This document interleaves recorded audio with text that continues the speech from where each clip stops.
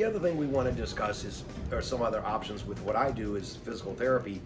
Obviously, we're going to see the person after the therapy or after the surgery, as you would expect. But now the trend, and for the last few years, has been to do pre-rehab or physical therapy prior to the surgery to try to improve the individual's strength, maybe their flexibility, maybe their coordination, improve their gait meaning the ability to walk, maybe with a device, maybe a cane, maybe a walker, maybe a rolling walker, maybe without anything. Because the better off the individual is as far as strength, flexibility, range of motion, and balance going into surgery, the faster you recover.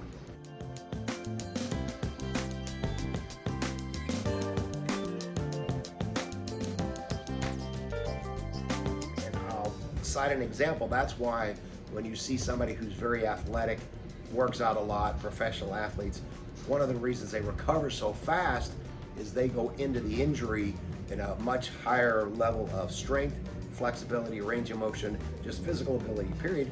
So when you go into it, you're starting here and then it drops to here and you recover, versus starting here, coming way down here and then having to get back. But the whole idea is to make that procedure go as smooth as possible so you can get back to doing what you're doing, whether it's playing golf, whether it's dealing with grandkids, whether it's getting in and out of your car, those kinds of things.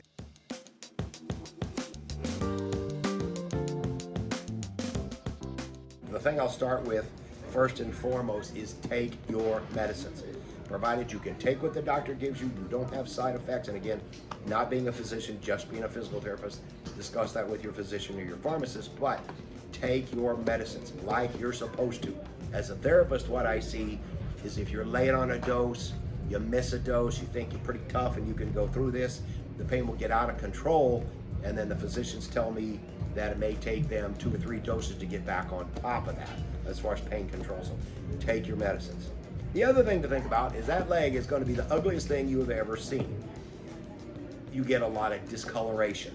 Different physicians use different techniques, and as a therapist, I find that the different techniques produce different amounts of bleeding, more or less. People come in and they'll tell me, John, what's the matter with my leg? And it's black and blue. That's normal. Don't be surprised when you wake up if you have a yes or no on your legs. Some doctors will use that to prevent doing the wrong leg. So they put yes on the knee that's supposed to have surgery on and a no on the one that's not. And you'll see blue or purple lines going across the leg. That's what they use to help realign the skin so they can stitch it back together. And this is, again, not being a physician, this is what I see they do. So don't be surprised if you come out and it looks like somebody's played tic-tac-toe on your knee or they're riding on you. It's on purpose. It's supposed to be there.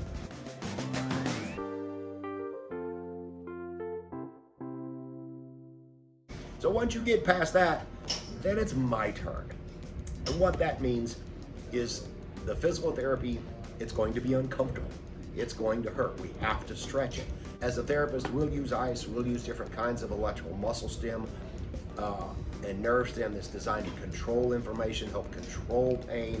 And if we can control those, you feel better, we can get more done, you recover a little quicker. The thing to remember is soft tissue is going to heal in what we see as a physical therapist. Laws of Mother Nature is 6 to 8 weeks for soft tissue healing, period. And there may be 0.1% of the population of the world that may genetically heal a little faster, and I bet you're not one of them. So understand that that's what happens. Things that we're going to do as therapists are to promote your range of motion, promote your strength, improve your balance, fall prevention, which is a big deal, teaching people how to use a walker or cane or crutches properly, and then teach you the home program. And if there's one thing I can't stress enough is how important the home program is. Most people come to see the therapist for twice a week, sometimes 3, but you got 4 or 5 days at home that you can do your home exercises that should be progressive, that will let you control your recovery to a greater extent.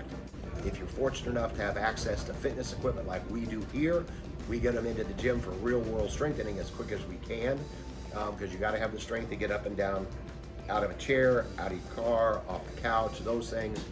Balance, and balance is probably equally, if not more important than strength.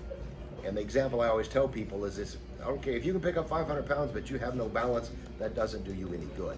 I'd rather have the balance and a little less strength, because we can improve that strength. So balance is critical. The other thing that we have to do as therapists is we've got to stretch this joint. It's going to be uncomfortable. It's going to hurt.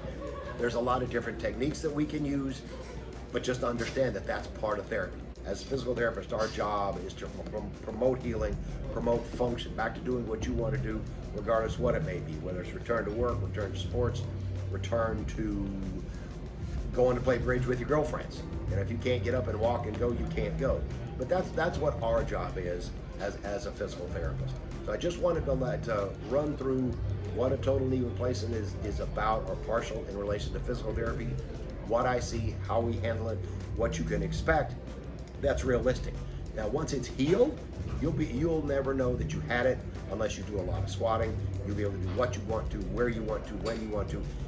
The big reason they use total knee replacements is to get rid of your pain. So if you have no pain, you can do more what you want. So that's what a total knee is about, or partial knee replacement's about, from the perspective of a physical therapist.